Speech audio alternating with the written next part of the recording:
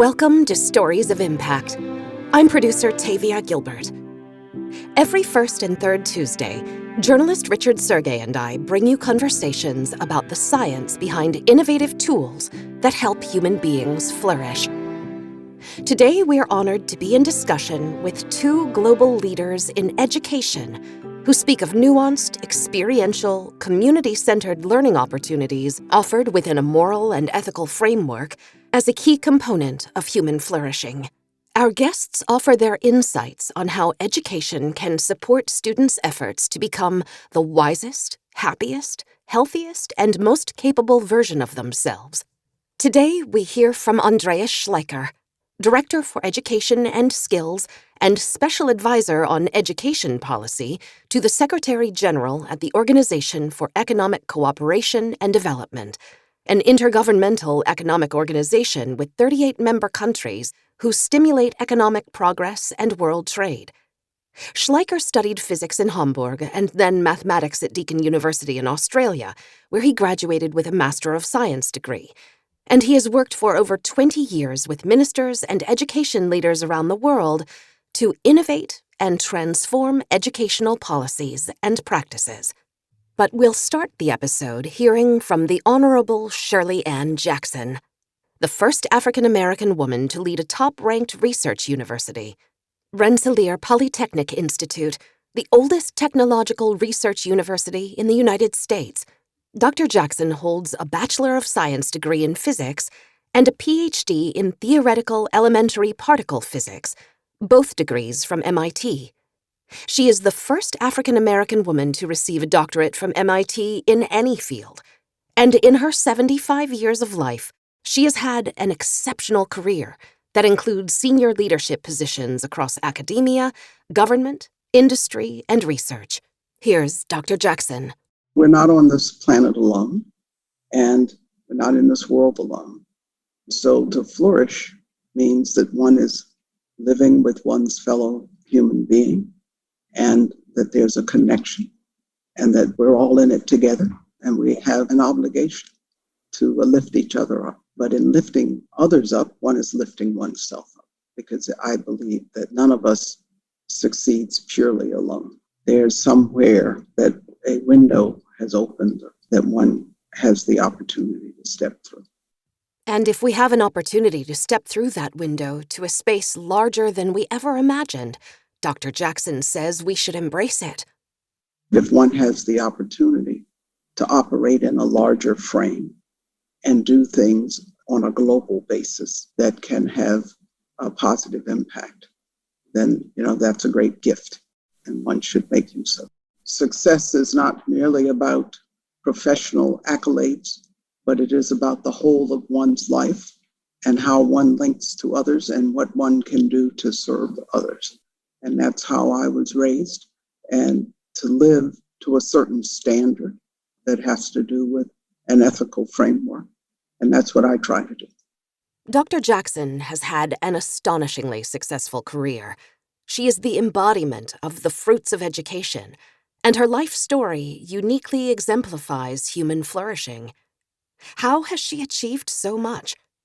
This accomplished woman was raised by her parents to pursue lifelong learning and to embrace every opportunity to grow and make her own frame ever larger. You'll have already noticed how this powerful yet humble leader speaks from a quiet center, a power and groundedness she inherited from her parents. And my mother lost her mother when she was a teenager, so she had to spend a lot of time by herself, even though she had older siblings, but she was the youngest. So they sent her away to a boarding school because there were no high schools for Negro girls at that point where she lived in Virginia. And so she was away for much of what we would call her high school years. And then, of course, she went on to college. And so with that, living with her mother being sick for a period and then losing her, she had to kind of have a centeredness, and she had a quiet centeredness.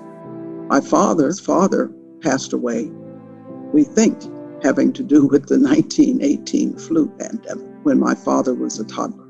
And so he too had to make his way. And that had to do with why he ended up leaving high school to go to work. My parents taught me and my siblings things early and got us on a strong path in the formal educational sense, and who valued education very highly. My mother did go to college and did some graduate work. My father did not graduate from high school, but he was a brilliant man, and both of them contributed to what my world frame is. My mother in terms of real learning and discipline in the formal sense, but also a centeredness to know who one is and to not be afraid because of that or be embarrassed because of who one is. Born in Washington, D.C. in 1946, Dr. Jackson came of age when few women, let alone African Americans, were encouraged to seek opportunity in higher education, especially STEM fields. She found the fortitude and stamina to cope with the challenges of her path through the support and wisdom offered both by her parents and by her faith. So my parents were very important in my life and in the lives of my siblings. And so they had this drive and centeredness and belief in education. I grew up in the church. And so when I was a freshman, in college, I used to read passages from the Bible, and that kind of kept me going. And I loved science and math. And so nothing was going to dissuade me from learning more and doing more. I've experienced some of the negative things that one might have expected in that era, being left out of study groups and people not sitting next to me in class or eating with me in the dining hall. But I was always focused on learning the subject, and that's what I loved. And also that my parents taught me there was no place that others could go that I should feel that I could go. Dr. Jackson has dedicated her life to inspiring and guiding students to pursue their passions, no matter what obstacles they may face. One has to be excited about what one does in an inherent way. One has to learn as much as one can. And then one has to try to set goals.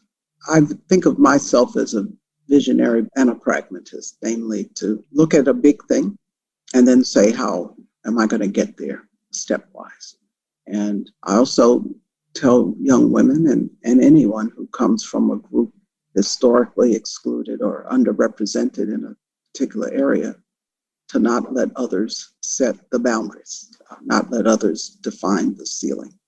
One can run into practical inhibition. I'm not naive, but my father, whom, as I've said, had a big influence on me, always said, aim for the stars to reach the treetops. And at any rate, you'll get off the ground. And his basic message was, if you don't aim high, you won't go far. And I've always believed. Dr. Jackson's personal story is just one illustration of how flourishing is fed by education.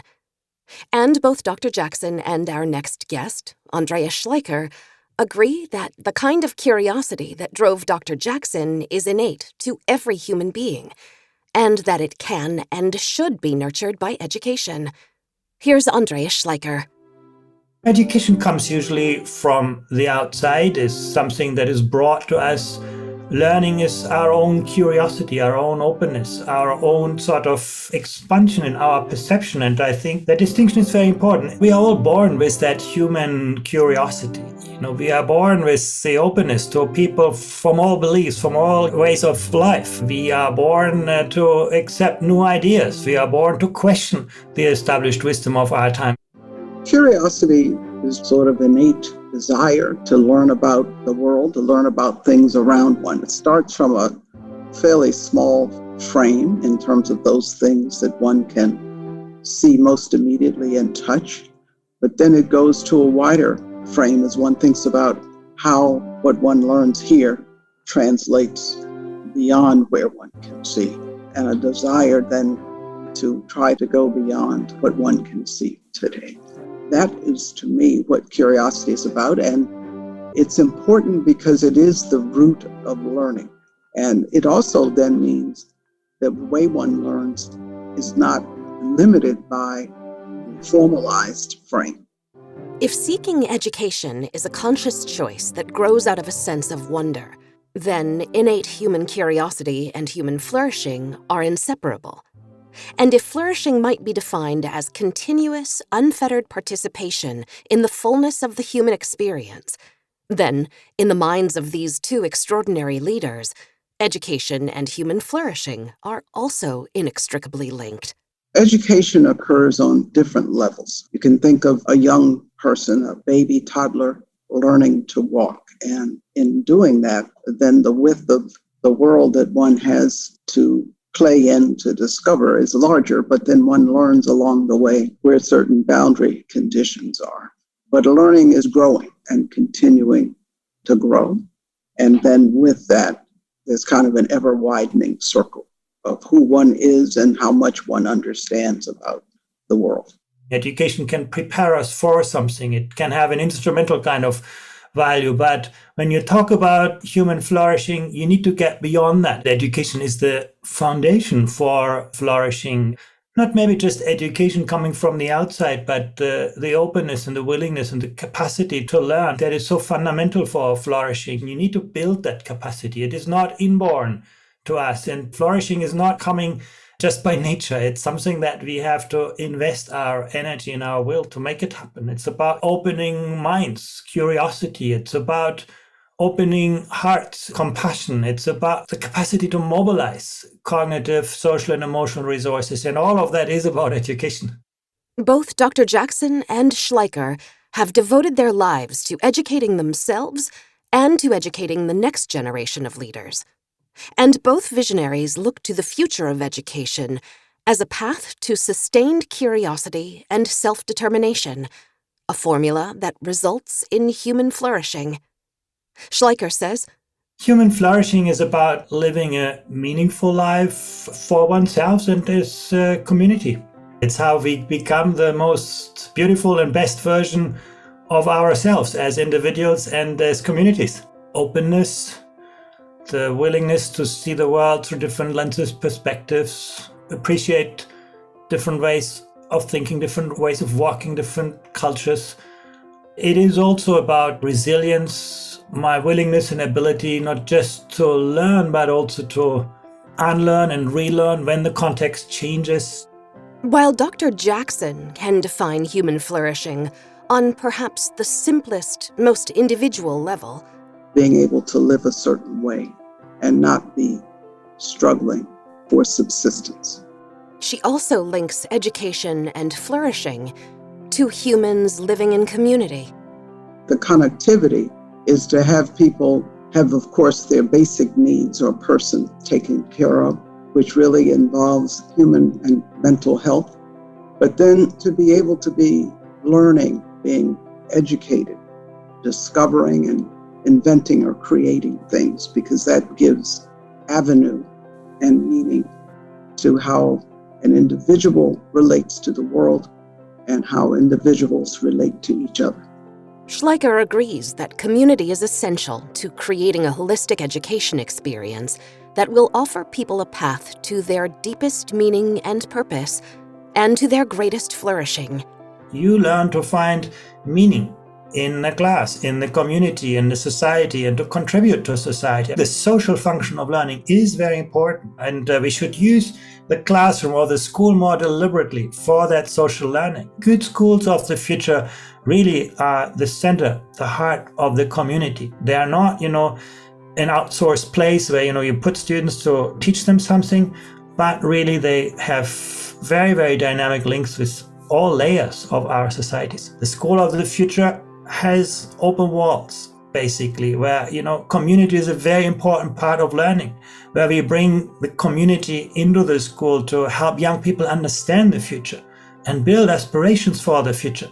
What one is talking about is creativity and creation of things that have impact on not only one's own life, but on others' lives, and can translate to things that can lift everyone. We're actually dependent on each other, on other creatures, and on the world around us to live, to survive even. But that human connection is what defines us, I think. Community has to do with understanding the interconnection of people around the world, how all of us are linked.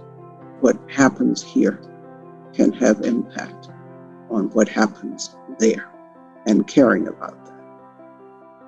It's clear to Dr. Jackson and to Schleicher that educational institutions are necessarily transforming along with every other segment of global society, not least because of the increase of technology in the classroom, tools that may offer dynamic benefit. Learning is not a transactional phenomenon. It's always a social, it's always a relational phenomenon, but technology can support this. Think about artificial intelligence. It can make learning content so much more adaptive, so much more interactive. Technology can find out very quickly where you are good at, where you still need to improve, where you struggle, where you find things boring, where you find things interesting. Learning analytics can give teachers so many more signals about how different students learn differently so that they can then adapt their learning environments and personalize learning to a much greater extent. You put all of that together and we can really think of an entirely different environment for learning. As promising as new technologies may be, the key to the future of education is not more technology. Schleicher believes that to best serve students and their communities, flourishing education will be grounded in ethics and values. In fact, the moral component of education is especially important in an age in which technology is becoming integrated into every aspect of our classrooms and our lives. Flourishing is about finding and creating meaning. It has to do with hope. It has to do with belief. It may have to do with faith. Having that kind of compass, whether we can distinguish right and wrong, good and bad, I think is very central to human flourishing. The future really needs to be more about learning, creating environments in which people can flourish, where they can find their meaning, where they can find their dreams and hopes, and where actually they find out who they are and who they want to become. In the digital society, we have the luxury to think about human flourishing, to develop human flourishing, to develop education, to help people become the best and most beautiful versions of themselves as individuals and a society. In the current education system, we sprinkle values on top of the content. And in the future, we need to see those values as at the heart of education. And then the content is the way to teach the expression of those values. You want a great scientist, but you also want an ethical scientist. You want a policymaker, but you also want a courageous policymaker. And I think if we are not clear about the values that we are promoting in education and then how we build educational content around this, everybody will just become a little wheel in a large machine. And that's often how teachers feel. Dr. Jackson also embraces technology and also keeps in perspective what it has to offer. Ultimately, she sees technology as an advanced tool that allows the user to be of greater service to others. What excites me the most is the coming together of the physical, the biological, and the digital worlds. One now has advanced tools and technologies to really probe life at its genetic level, but then to try to understand how that is manifested in a more mesoscopic or macroscopic way, and therefore affects how we live. And how we live can be affected through the mitigation of disease, through the impact we have on the environment, or through technologies that make living easier, but importantly, can uplift the lives of others. Flourishing inherently links to how others live. As I said, I'm not here alone. And so I can be doing what I do and I love it and discover exciting things. But the very fact of my being able to do it depends on a society and a construct that supports that. It also depends upon my having my health and strength to be able to do that. Inherently, then, it makes one look beyond what one is doing in the moment. Dr. Jackson artfully links science with faith, service, passion, and flourishing. What do I mean by passion? Well, it's something that one is relentlessly interested in doing, pursuing, or learning about, and something that gives one motivation every day, a thing that helps one to turn corners and not be afraid of what's around the bend. And it's what you love. Faith is the evidence of things not seen. And science is about discovery and proof. So one is learning about oneself. And so I've always operated that way, but also what it means to me, it's not just about me. It is about feeling an obligation to help other people and to fold it into what I do every day. I did theoretical physics and I love physics. That's what kept me going all the time. I love the mathematics of it. I love the explanation that one can develop an understanding of nature and what's going on. But then one moves through phases in one's life. And so one comes to a point where it's not just about what I do, it's about what I can teach others to do. So that is why I became a professor. This idea of bringing others into it is very important. And it is part of flourishing because it is helping others to learn, discover, and then, of course, realize their dreams. Schleicher also wants students to realize their dreams, so he's invested in ushering global education into the future, revolutionizing models from the past that no longer serve students, teachers, or their communities, and reimagining models that support everyone's ability to flourish. Education can be about making you compliant with established ways of thinking, established ways of working, and drive out some of that curiosity. We designed our current education very much in the industrial age, when the objective was conformity, compliance with the established wisdom of our times. In tomorrow's world, where we need to create more environments where students can explore, where they can take risks, try out new ideas, where they can work with other students, social learning will become very important.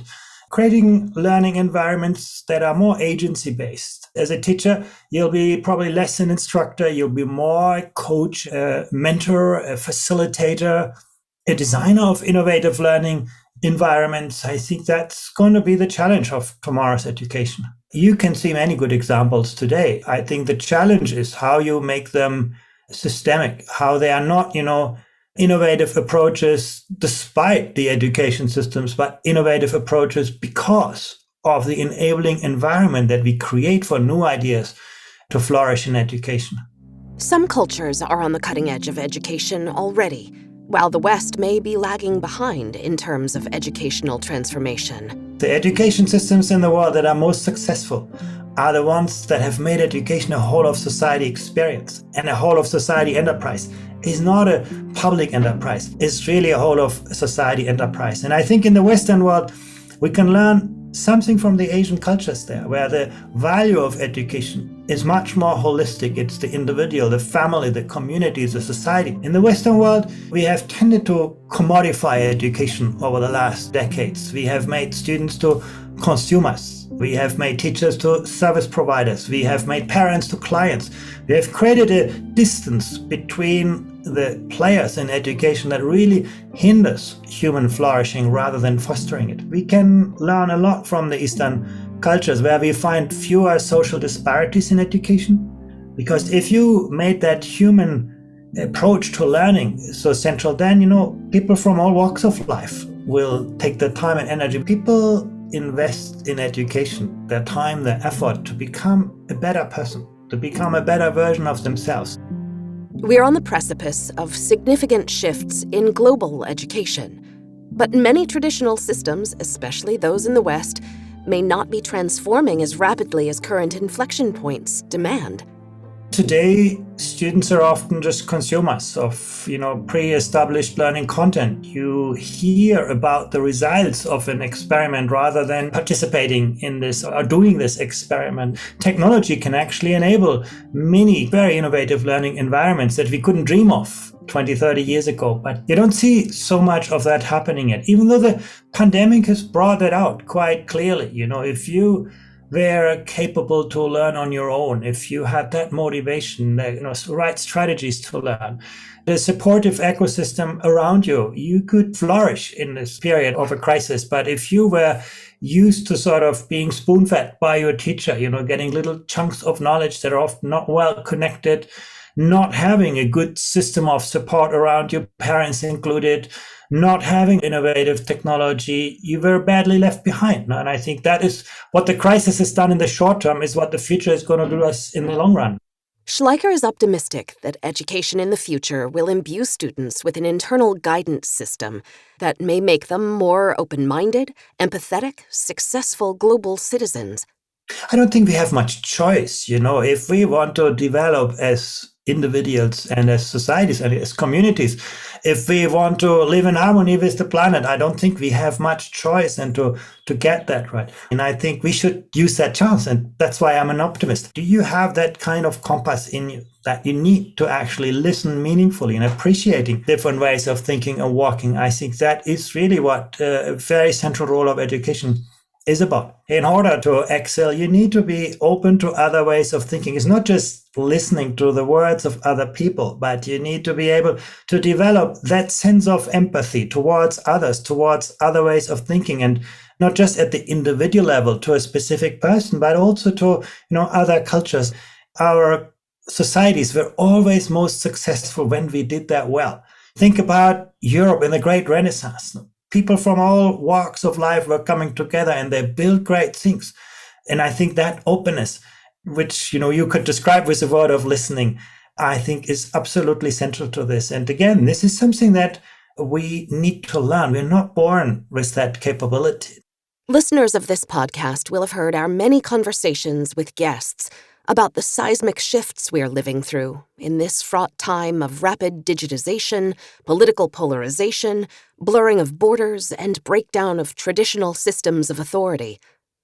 Less than a year away from her retirement, Dr. Jackson is clear-eyed about how much is at stake for the future. Here at the university, I try to translate all the things that I've said to you into how we educate the young people here, because they are our future. And if we're going to flourish as a human race, it will depend upon what they do. It comes from being a university president and looking at the potential that these young people bring.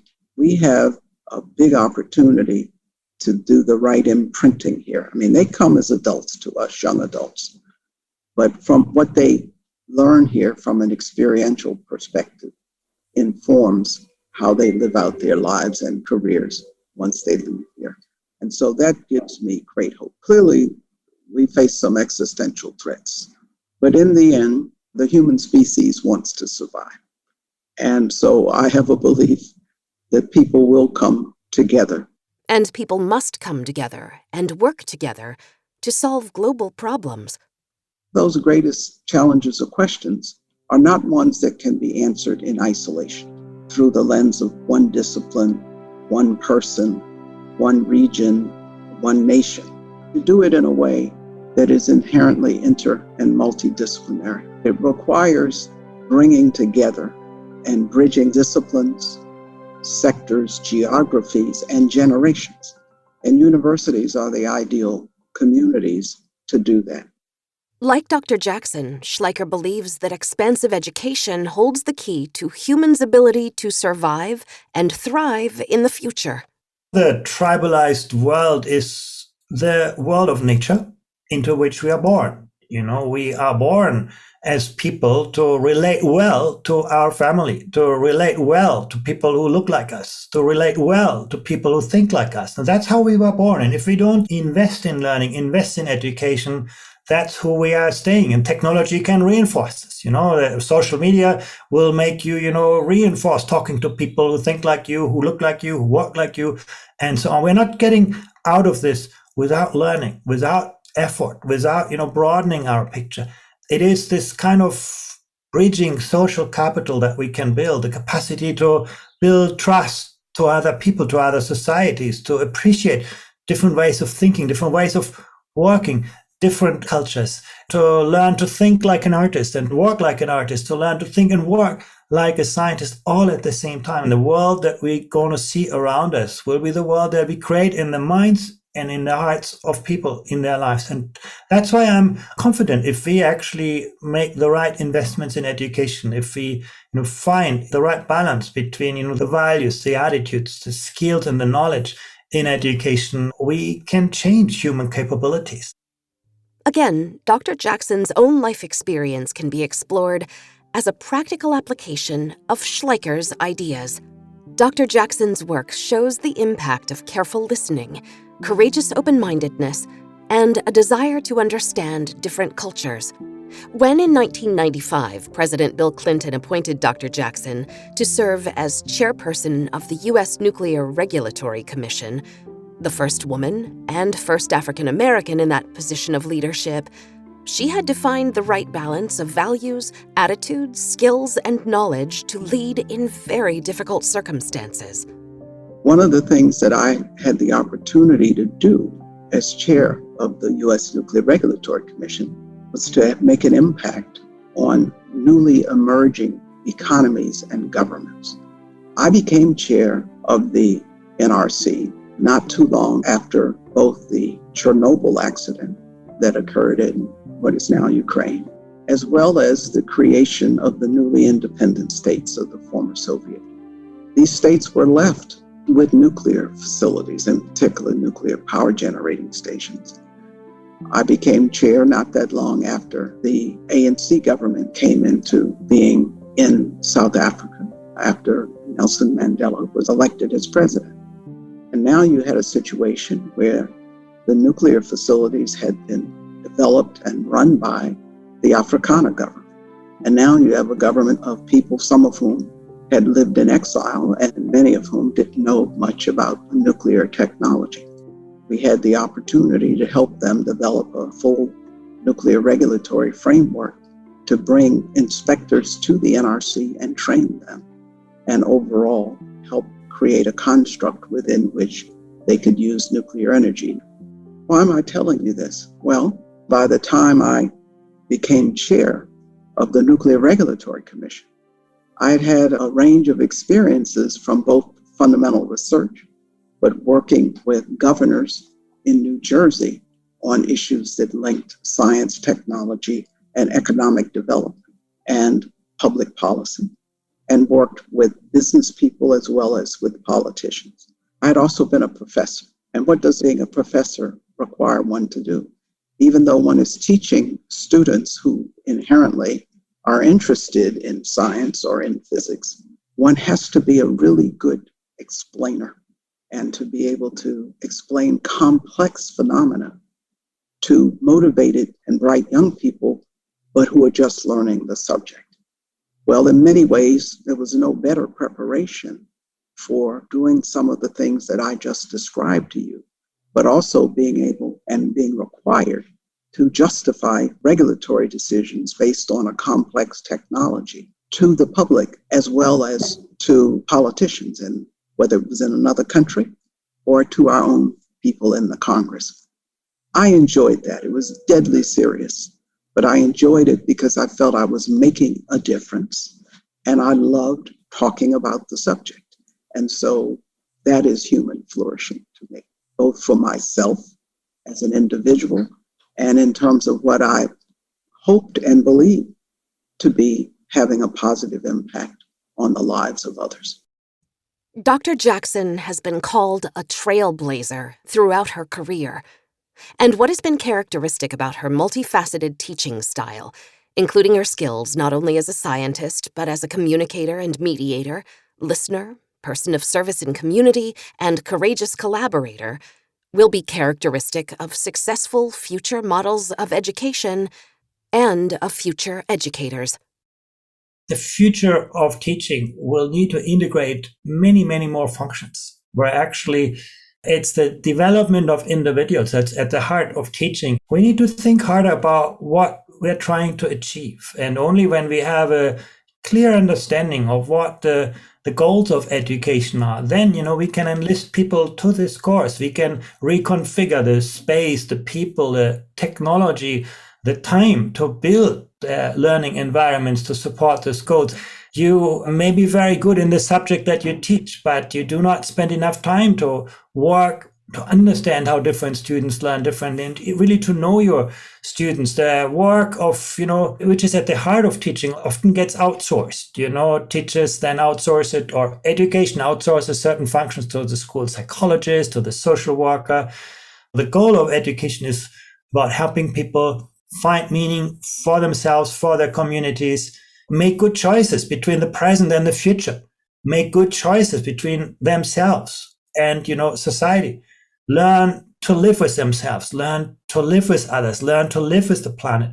Then you need to build learning environments that can support that. And that's certainly not an environment where individual students sit behind an individual desk and just learn things by heart. When I think about the future of the classroom, it is not, a teacher standing in front and then students sitting behind, individual desks, but it is an environment where students and teachers interact, where they share solution strategies, approaches, ways of thinking, ideas, and the kind of absorption of content that probably is done best individually and outside the classroom. It's a room of learning, of social interaction, and where teachers will every day have to redesign that learning environment. That will require a much more multifaceted approach to learning, where you work with students to build their learning environments, where you work with your colleagues, your fellow teachers to train yourself, to learn yourself, where school is really a place where everybody learns, not just the children, but the students, the teachers, the parents. The benefits of the education of the future, where students and teachers and parents and communities learn together, will be enormous. But it will require everyone to work together to create a system in which the needs and goals of all participating are taken into consideration. Students will find many more interesting ways to educational content than through just their teachers. To have a mentor, to have a coach, to have a facilitator, to have someone who helps you find out who you are and who you want to become and guides you on that way. I think that's going to be even more important in the future. In the past, you could always look towards older people. They were the models. The past was quite reliable. In the future, looking up to other people is not enough. You need basically a very strong ecosystem of support around you. And teachers will be very, very central to this. I do think that's also going to make the work of teachers so much more interesting and engaging.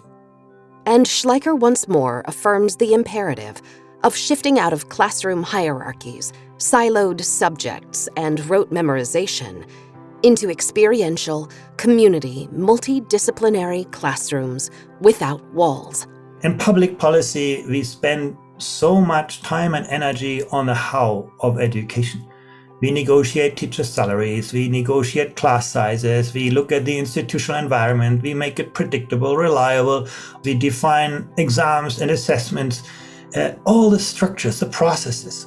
We spend actually surprisingly little time on the what.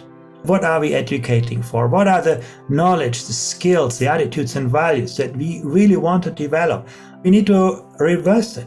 And it's not just public policy. I think it's communities, societies need to think much harder about for what world are we educating the next generation and what do we put at the center? And then how do we configure the time, the space, the people, the technology to develop those values, develop those skills, foster those attitudes, nourish the right knowledge. I do believe if we get the education right, if we build the right foundations, we build the right future.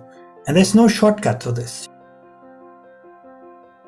We'll return in 2 weeks with our next episode, a discussion of human flourishing, human potential, and happiness, with guests including writer and thought leader Arthur C. Brooks.